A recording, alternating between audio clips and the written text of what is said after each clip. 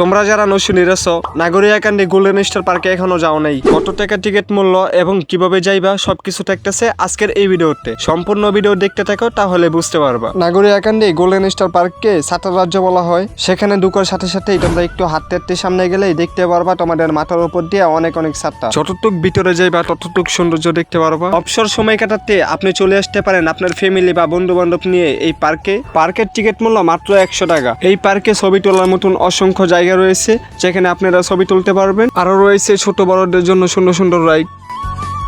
প্রতিটা রাইডের মূল্য মাত্র 50 টাকা।